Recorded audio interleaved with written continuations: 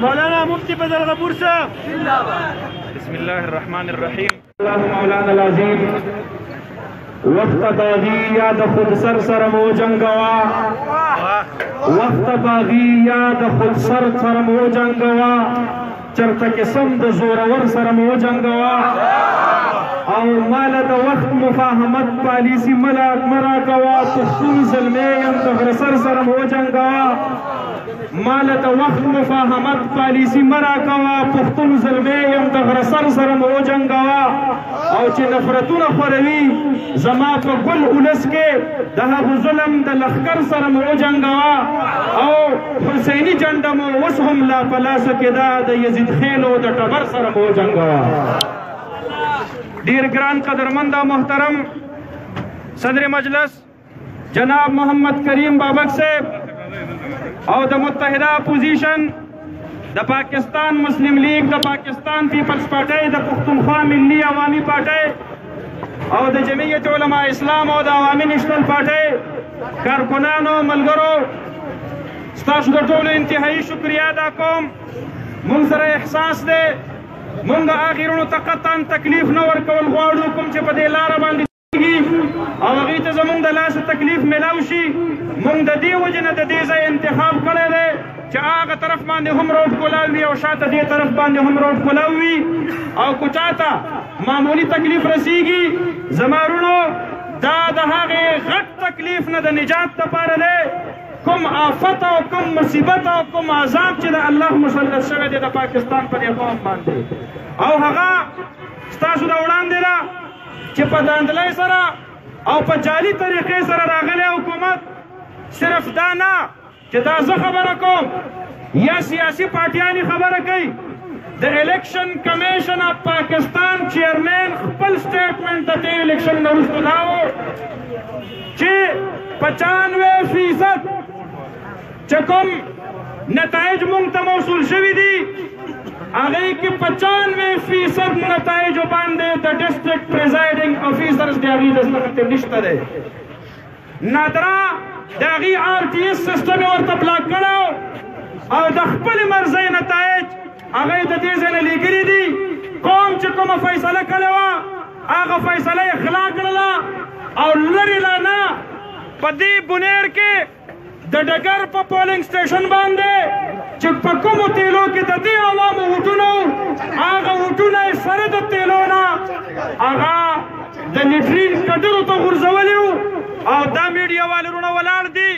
دا زموږ د پریس کلب چیرمین محمد الحق صاحب ولاړ دی چې هغه د لیټرین د کډرو نه ستاسو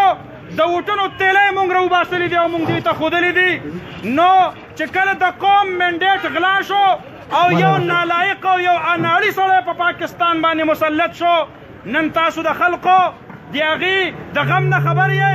د هغې د درد نه خبر یې، د غریب اولس د هغې د لوږې نه او د تندې نه خبر یې. نن زما محترم ورونو پرونی خبره در په کوم، پرون محمد حسن په نوم باندې په سند کې یو پلار د دې وجې نه خودکشي کړې ده چې بچو ترېنه د ژمي دپاره ګرمې کپړې غوښتلې او د هغه سره دومره پیسې نه وې چې بچو نه یې ګرمې کپړې اغوستې وې. نو خط یې لیکلی دی دې سمن بکمن عمیون والا وزیر اعظم ته دا کوڼم دی دا ړوندم دی دې صحیح نه دې څه اوري نه عرش اوس نه ړقېږي کو زینب قتلیږي کو بل قتلیږي به د دې هېڅ پروا نشته دی. خو د هغه خط په سوشل میډیا باندې موجود دی زما وروڼو، او په هغې خط کې هغه لیکلي دي وی وزیر اعظم پاکستان زه ډېر ناچاره یم، زما نه بچو د ژمي دپاره ګرمې کپړې غوښتلي او هغه ګرمې کپړې زه د خپلو بچو ته نشم ورکولی، زه د خپلو بچو په سترګو کې اوښکې هم نشم برداشت کولی. د دې وجې نه زه په خپله مرۍ کې تیزندي ورچوم، ځان خودکشي کوم، ځان مړ کوم. زما وروڼو ما بل ورځ د یو نوجوان د یو سټوډنټ چې د میټریک سټوډنټ دی په میسنجر باندې مې د هغه د میسج نه سکرین شاټ واخیستلو. یو ملګری ترېنه تپوس کوي دا خو د سټډي ورځې دي نو ته دلته په کراچۍ کې په مزدورۍ کې څه کوې؟ هغه ورته وایي ما د خپل سکول هغه اخراجات نشو برداشت کولی. نو پلار مې راته وایي چې بچیا یا به په کور کې دا بیزه خرڅومه او که دا مې خرڅه کړل نو د هغې ماشوم وړوکي ورور د هغه د پیو څه انتظام بیا نشته دی نو لهذا ته لاړ شه او ته هلته دیاري مزدوري وکړه زما وروڼو نن دا د اپوزیشن د سیاسي جلسه یوازې نه ده دا د دغې مظلومه اولس آواز جوړ شوی دی لکه څرنګه چې زما نه مخکې خبرې وشولې په پاکستان کې مهنګایي داسې حد ته رسېدلې ده داسې حد ته رسېدلې ده چې دا 5% نه 13% ته ور ورسېدله د وړو ریټونه ګوره د غوړو ریټونه ګوره د ګوړې ریټونه ګوره د اشیایي ضرورت د هغې ریټونه ګوره او نور لاسکې اوس یې بله بدماشي راغستې ده په بونیر کې وایي چې دا خوړ نه څوک شګه او باجري اوچتوي یا د خپل پټي نه څوک د ډکون دپاره د برایې دپاره یا د کور د چت د لیوولو دپاره خاوره وړي د خټې دپاره او یا څوک د خپل کور د دیوال دپاره د ډي پي سۍ دپاره ګټې وړي نو په هغې باندې به ټیکس ورکوئ دا یې اوس چې کوم دی نو یافته وشوله دلته په دې لارو کې چې کوم دی نو بدماشان ودرولي زه تاسو نه تپوس کوم تاسو دا ټیکس منئ لږ په زور راته ووایئ تاسو دا ټیکس منئ تاسو دا ټیکس منئ نو زه خپل ډسټرکټ ایډمنسټریشن ته ډیپټي کمشنر صاحب سمیت د بونیر اعلی افسرانو ته دا تنبیه او خبرداری ورکوم چې د بونیر قوم هغه دا ظالمانه ټیکسونه نه مني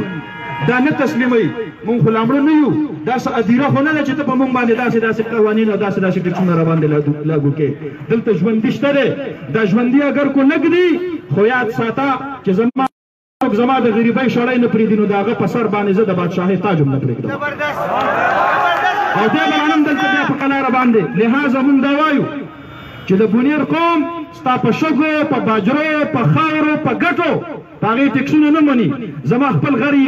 زموږ خپل خولي زموږ خپل پټۍ زه د هغې نه خاوره شګر او چتومه او ستا دلال به ما ته په روډ کې ولاړې ما ته به وایي چې ټیکس راکړه زه د څه شي ټیکس درکړم تاله نو مونږ د دې خلاف راوتلي یو مونږ د دغه قوم آواز جوړ شوي یو کوم ظالمانه پرچې چې شروع دي په دوکاندارانو وي کو په رکشو والی کو په سوزکو والی کو په دوکاندارانو وي مونږ د هغې خلاف یو وی خلکو له به مونږ نوکری ورکو ټیک ټاک خلک په نوکرو لګولی دی چې سحر شي ښځې ته وایي ښځې نن به راسره 12 کسان د دې خپل شته کور او د دې دوکان د ورانولو دپاره کار کوي لهذا چې او ډوډۍ ورله تاسو پخوئ او هغه سړی په خپل اوږه باندې ګنتري کېږدي او هغه چې کوم دی نو پل کېږدي دار راوځي او د خپلو کورونو چجې ورانوي د خپلو کورونو دیوالونه ورانوي تیار کورونه په خلکو باندې وران کړل د 1 کروڑ نوکری به ورکوم د پاکستان 21 کروڑه خلک په نوکرو باندې ولګوم سار نه تر ماښامه پورې بس همدغه کار دی ښځې دنده په کار باندې لګیا دي نعرې تکبیر نعرې تکبیر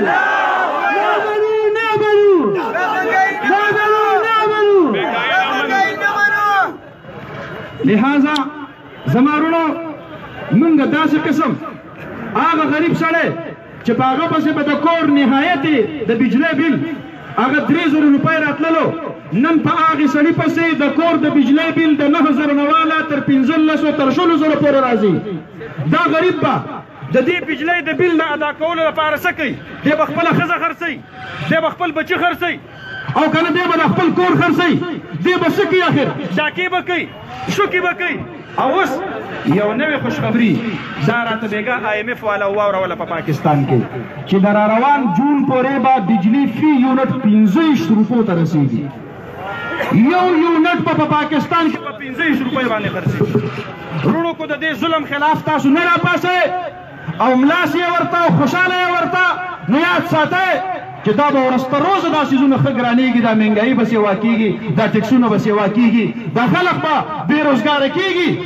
زمونږ وزیر خزانه حفیظ شیخ بله ورځ په خپله باندې وی 80 لاک پاکستانیان زمونږ په حکومت کې د روزګار نه محرومه شو نوي روزګارونه نه او دا یې وی کېدی شي چې دې جون ته دا تعداد دا د 1 کروڑ نه هم سیوا شي یعنې چې کوم خلک بر سره روزګارو هغه خلک به هم د روزګار نه محرومه کېږي لهذا مونږ د دې جلسې په وساطت سره دا اپیل کوو د خپلو ادارو نه چې دا خپل کم سړی تاسو راوستی دی په دې قوم هم مسلط کړی دی نور د دې قوم نه د عذاب اوچت کوي دا قوم نور مزید برداشت نشي کولی ورنه پاکستان یو عوامي انقلاب طرف ته روان دی دا ټول جمهوریت پسنده طبقه دا به په روډونو کې بیا پرېوځي او بیا به د خپل حق دپاره آواز پورته کوي او موږ ته چې زموږ مشرانو کله هم آواز وکړو انشاءالله موږ به صبح و شام حاضر یو موږ به په هغې باندې لبیک وایو ستاسو د ټولو شرکت کوونکو انتهایي مننه شکریا ادا کوم واخر دعوانا ان الحمد لله رب العالمین